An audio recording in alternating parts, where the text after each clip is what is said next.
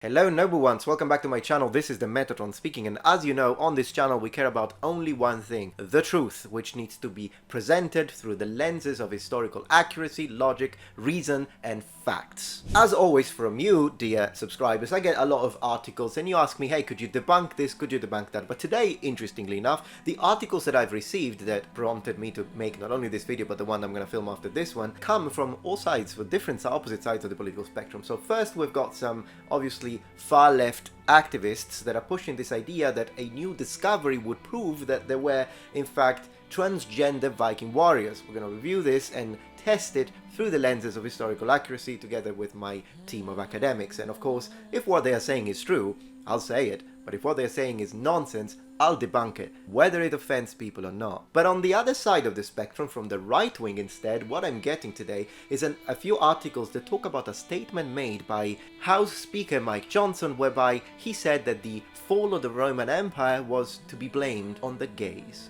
That one coming very soon as well. But let's jump into this one first. From Reuters.com, could some Viking warriors have been trans men? Book asks. London, August 17, Thomson Reuters Foundation. Vikings were known for brutality and chauvinism as they pillaged their way across Europe. But as a new book has claimed that some of the Nordic warriors might have secretly been transgender men. Right. In the Children of Ash and Elm, A History of the Vikings, Nell Price, professor of archaeology and ancient history at Sweden's Uppsala University, re-examined the case of a Viking warrior grave excavated in 1889. I think I already know where this is going. And for some reason I'm getting an ad about Biden? Typical Viking transgender warrior. Discovered in Birka, often referred to as the Sweden's first town, the 10th century grave contained a skeleton buried with swords and spears that was presumed to be of a male Viking, but DNA analysis confirmed in 2017 it was a female warrior. I'm failing to understand where the transgender comes in, but let's keep reading. In a sense, it does not really matter whether the person in the Birka grave was a female-bodied warrior. What the heck is a female-bodied warrior, also known as a female warrior? But yeah, female-bodied warrior woman or not. Price, part of the 2017 research team, wrote in the book being published later this month. A great way to, make the genetists and researchers feel good, about their work they've done. Oh, you've done a lot of DNA analysis and spent like the last 2 weeks analyzing the tests and not going home to sleep. Oh, it doesn't matter anyways what you're saying. It's meaningless. Fantastic approach. This person may equally have been transgender in our terms, or non-binary, or gender fluid, or an Italian, or a Catholic priest who pretended to be a Viking. Add any line you like. Dominic James, professor of modern history at Keele University in Northern England, said there was a long history of women as war leaders in Europe over the centuries, citing Britain's Queen Elizabeth I. Well, first of all, that was really cool. Here's where these articles driving me mad. So you're just talking about a possible, get into that, we need to talk about a little bit about burial mounds and how excavations within the funerary or ceremonial burial context should be approached, which is not this. I'll get to that in a second, but already drives me mad that you're going from possible shield maiden, which we never really knew 100% how common or realistic of a thing it was anyways. Like, of course, we know that Valkyrie is a part of mythology. The idea of shield maiden is possible, maybe even plausible, but this could be a great discovery to say, hey, look, it's an actual shield maiden. This is proof of a woman warrior. They can't even say, hey, look, this could be a great opportunity to actually glorify women, female warriors. Look, it's a real maybe, because once again, it's a maybe. We found a real shield maiden. No, who cares about women, right? Who cares about glorifying the real truth? No, it's about pushing an agenda. Oh, it might have been transgender, which was non-existent as a concept in the Viking period, which makes the statement completely useless. But then you connect it to a war leader like Elizabeth I, who has never seen a battlefield in her life, with the only documented exception of the Battle of Tiburi, where sources tell us that she was on horseback in front of her troops to give them a speech against the Spanish Invincible Armada. But she was not a warrior. She did not join the rank and file soldiers. You compare that as a strong, powerful woman, someone who is basically a noble who reigns,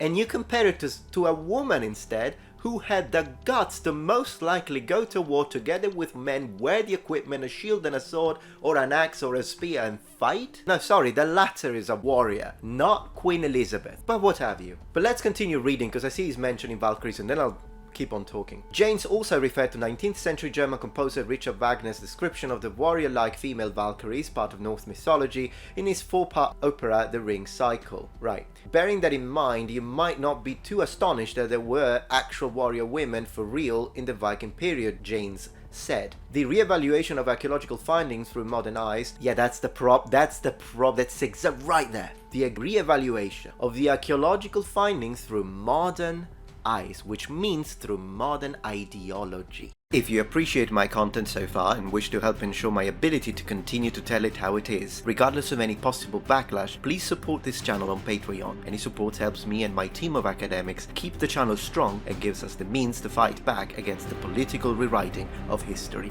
Stand with us, form the wall, defend the truth. They are taking modern concepts, whether you agree with them or not, okay? Because, you know, as my audience, you can be left-wing, right-wing, centrist, apolitical. You're all welcome here if you like history and if you like actual facts and truth and documented reality. But what they're doing here is that they're pushing ideas that did not exist even 50 years ago, and you place them into a reality, into an ancient reality, the Viking Age, that didn't understand these concepts. So the idea that you're saying this could have been a woman who identified as a man, no, it couldn't have. Let me state this for clarity. Gay people have always existed. Same-sex attracted people always existed in history, probably as long as mankind existed. People who suffered from gender dysphoria, of course they existed, it's just that they couldn't be diagnosed because they didn't have, and that's something that shouldn't be taken lightly. I mean, these are people that suffer and struggle through a lot of problems. I mean, I can't even understand it. I'm not an expert, so I can't really speak about what it means to have gender dysphoria. Were there probably people that had some kind of gender dysphoria back in the day? Yes, but they wouldn't have had the idea of, well, since I don't feel like I'm in the right body, then I can identify as a man warrior and dress like them, and that makes me transgender because there are many gender, and gender roles didn't exist. Of course they existed. Gender roles existed in freaking 9th century Scandinavia, and I will prove it to you with documented facts in a moment. Also, let me show you very briefly something you might have not noticed about this article. Look at this part. You know when they say that it doesn't really matter whether it's a female or not? Why would they say that? There is a reason. You might have not noticed it. We did as a team. You see, they're talking about the findings of Birka. One of the problems with these findings, which are multiple by the way, is that all the materials have been moved over, transferred, and as a result, mixed. And this was openly declared to the public. What this means is that we cannot say 100% which bones belong to which military kits. That's why they're saying, but even if, it wouldn't matter. They will never give you the full context. We do. But the idea of what I'm trying to say here is that you cannot read the past through modern lenses, applying words, terminologies, ideas, and thought processes, including social constructs that did not exist back in the day, to the minds of these people to push your own agenda. Next article, please. From Genzer.org, the presence of non-binary Vikings in Viking societies. The Viking Age is often thought as a time of pillaging, a time when the Viking identity, love that they use that word, was formed. Perhaps even Norse mythology comes to mind. A lot of times the Vikings and the Viking Age was viewed as an era with strict gender roles. They did absolutely have strict gender roles. Not in the same way as we do, or maybe post-Christianization, but they did. However, the Vikings were a lot more progressed in their views on gender and identity than we give them credit for. Once again, you're using modern terminology and you're ascribing it to a people that wouldn't have used it in that way and therefore wouldn't even hold the concepts. Before understanding the following information concerning gender identity in Viking communities, it is equally as important to understand how the Vikings approached gender. Please. Some Viking communities had laws forbidding individuals from outside the typical roles as their assigned gender. However, yeah, very open, very progressive of them. However, the presence of these rules suggests that there were Vikings breaking them. Of course. You have just debunked yourself. You just said that there were rules. So gender roles, even so strongly connected to law that you could had trouble with the law, so they were stricter than us, because I mean in the modern era if they're consenting adults. But then you're telling me the simple fact that there were rules, it means that there were people that were breaking the rules. Yes, of course, they've always existed. I mean, if you listen to someone who says no, gay people never existed, they are an invention of the 1950s, they are delusional. But how many people do say that? How many people say something like that? Of course, people who were not straight have always existed, and yes, they would have done stuff like their own relationship and anything in secret, even more so if there were laws, as you have just stated. So already your beginning of your defense, I should say manipulative defense, on how you're going to establish that they were very progressive and they supported the ideas of self-identified and gender identity and fluidity, is not starting very well. Furthermore, it is important to understand that the binary male and female gender roles are not what is typically seen today. Meaning the Vikings did not have the same idea when it comes to gender roles as obeys to Christianity. It's not just Christianity that has the idea of gender roles. This is ludicrous. The idea of gender roles, in the sense that this is what a man does and this is what a woman does, is present in all cultures in history, everywhere, including today. It's everywhere, different ways. But now you're saying, oh, you shouldn't confuse the way we modernly consider gender roles, when neither should you confuse the way you modernly try to push your own ideas that are politicized into the ancient period. So you're being unfair and only applying the idea of do not use modernism to the side that is opposing you, but not to your own. That's why you need channels like this. That's why. Because propaganda is a brainwasher. Nonsense is nonsense, whether it comes from your side or the other. Female warriors were very present in Viking communities. Women in villages were the ones in charge of finances, and they were the ones trusted to be in charge of their homes. Finally, queerness was also not unheard of among the Vikings. Same-sex sexual relationships were common among the Vikings and also unstigmatized. Once again, you just said that in several communities, Norse communities, it was illegal. You're making a statement that requires it requires proof that you're not going to present, because there isn't. See, the problem when it comes to how gender or how manliness and womanhood were considered by the Norse is a difficult topic to discuss, because we don't have much documentation about it, and then it's also because a lot of the things that we read about the Vikings come from the Christian perspective. So of course I'm a Christian, biased. It was a biased perspective, okay? And monks that were attacked and raided by the Vikings are not gonna say, oh yeah, but I'm gonna be nice about it, and I think the Vikings have their own right to come and destroy your monasteries. Of course not. So a lot of the stuff that monks wrote about the Vikings was not objective,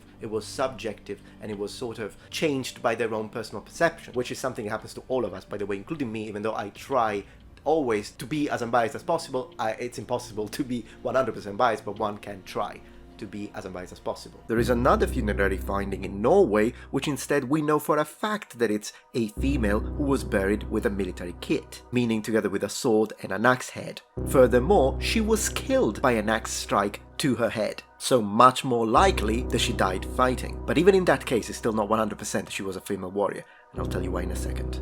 One specific case study concerns the presence of a non-binary Viking individual, and furthermore, the respect held for them, their Viking community. So they lost a couple of English points in there, but here's one thing I'd like to say about this. This is complete and utter fantasy. And it's very similar to the article I debunked a while ago when they were talking about this idea that ancient Greece was a gay paradise. Now, this guy is pushing that ancient Scandinavia, Old Norse Scandinavia, was a gay paradise, where a transgender individual was respected and held high in high esteem by everyone. And then, to that, I ask, and this is when I'm starting to bring in some interesting real information. If that were the case, and proof is on you, by the way, you're making the claim, you need to prove it, but if that were the case, explain to me why the Norse have a specific word to describe people who are considered unmanly, and they also have a word that they use very often in literary works that is used to describe unmanliness as a pejorative and as an insult. How do you explain that? No mention of that, even though it's a very well-known fact. Anyone who has read anything about Old Norse as a language, and also, and this even has some cognates in modern Germanic languages, by the way, this is how strongly connected to linguistic, social linguistic culture and development of the languages is. It remained and spread. If they were so progressive, then explain to me why they have a word to make fun of men who are not acting manly, and they're acting in a feminine way. And by the way, when I'm saying feminine way, I'm not saying someone who's clearly queer I'm talking about that too, but I'm talking about even situation as using the wrong type of magic, the wrong type of sorcery. If you use a type of sorcery that was meant for women and you use it as a man, you'll be made fun of in the Viking Age by the Norse. Waiting. Right, now they go over this idea once again of the same burial, because that's what all these articles are going to talk about. It involves a Finnish Viking that was buried with objects most commonly associated with male Viking burials, while also being buried with other objects that correspond with traditional female Viking burials. And of course, as they always do, they have to interpret this as... And then he goes on to say, it was suggested that a couple, one male and one female Viking, were buried together, but one had simply decomposed quicker than the other. Possible. This was the most plausible conclusion that was drawn, given that the idea of a non-binary person was out of the question. The idea of a non-binary question would have been out of the question because the next most plausible idea would have been that of a woman warrior, as I'm continuing to say. Nonetheless, one thing that was certain in 1968 was that this individual was a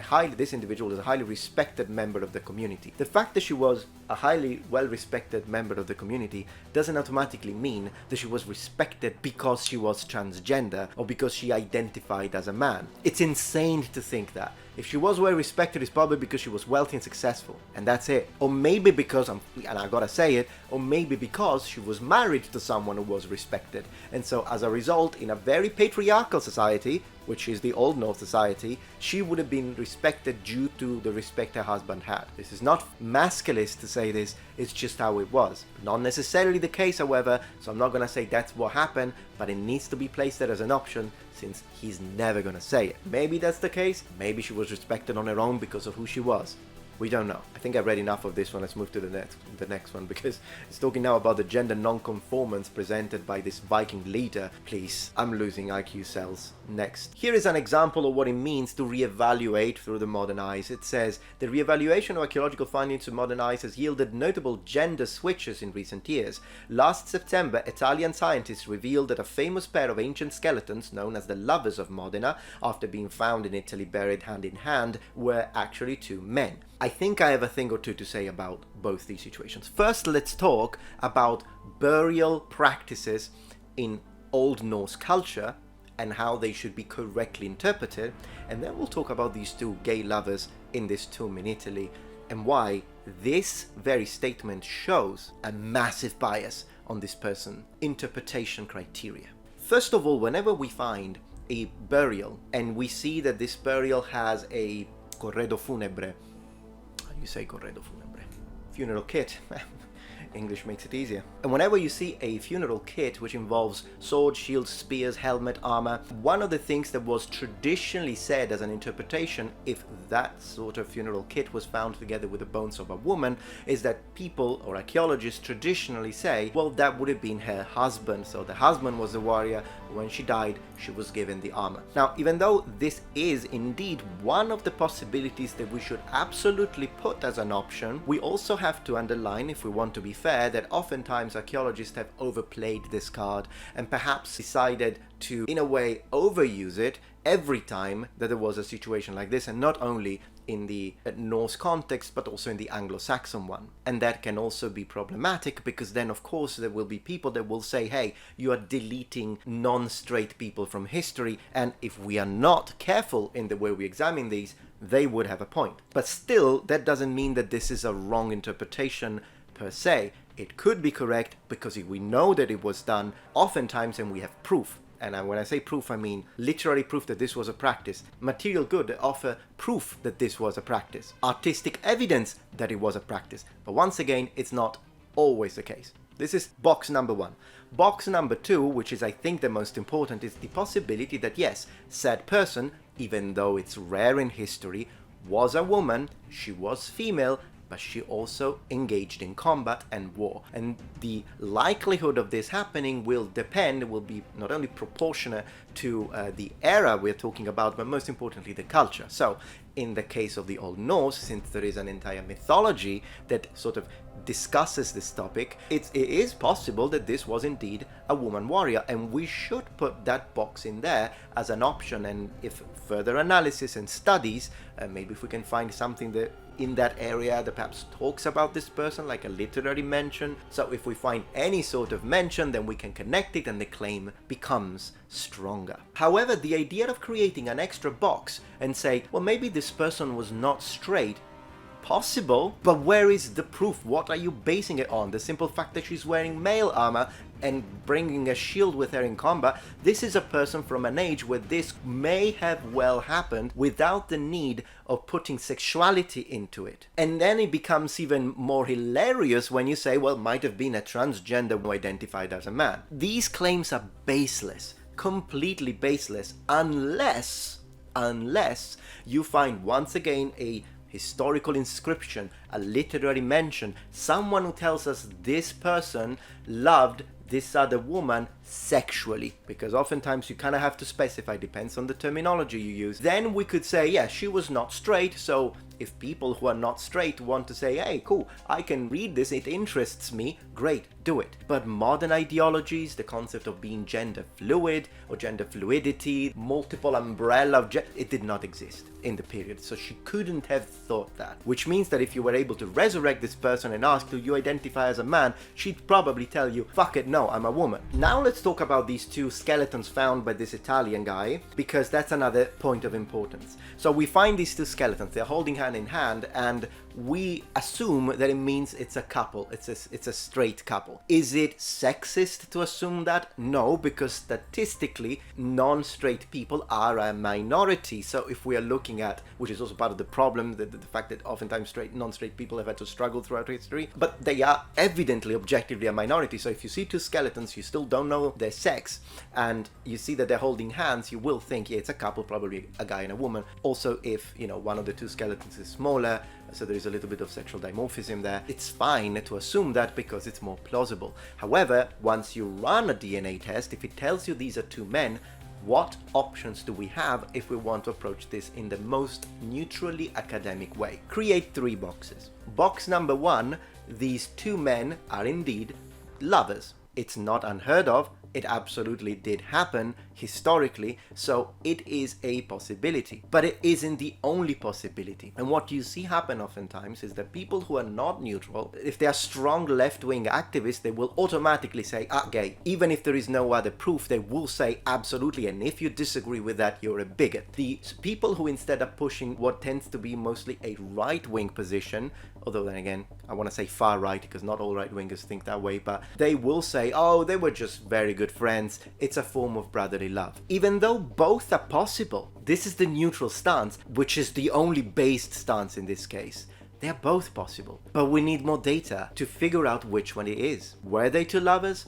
Maybe. Were they two very close brothers, and then when they buried them together, they did this as a gesture of brotherly love, not because they meant these are two boyfriends, also because then again, that concept doesn't exist. And this is another thing that I want to mention about this. The idea of how was homosexuality or same-sex attraction discussed or considered in the Norse period. We'll discuss that, but definitely, even though it did exist in some forms, and that's the same classical antiquity, we are never really talking about, oh, these two, this is my boyfriend and we are in love, we are the same age and we are the same rank. Not how it was in period. So the idea that you put them together and you see them holding hands and you think of that, you're doing something anachronistic, because a lot of the times when we look at how same-sex relationships happened in the past, for example in the classical period, is the idea that you would have a dominant side and he would be considered, okay, he's cool, he's doing nothing wrong, but then there would be sort of dominated side and he instead would be frowned upon, and this could only happen within certain specific parameters. For example, if the person who is being dominated is instead the one who is higher in rank, that could be a huge problem, and it could lose you, it could make you lose your position, your societal position. This is a very complex situation, but it's definitely very different being gay in period than being gay today. With that being said, let's keep reading. Now we are in the times. Goodness gracious, the stuff you find for me. The Viking hordes may have been trans. Transgender warriors were among the Vikings who ransacked Scotland more than 1,000 years ago, a leading historian believes. Now notice how it's a statement of fact, even though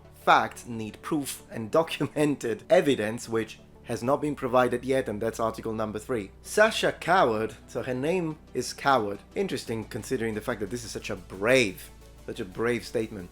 Sasha Coward, who specializes in gender and sexuality, said it would be a mistake to believe the Viking society subscribed to traditional gender roles. And then to continue reading, I need to pay $1 for 6 months. I'm not giving you a penny. The Times. Okay, I think I've read enough about this. So, what we see with these articles is the usual stuff.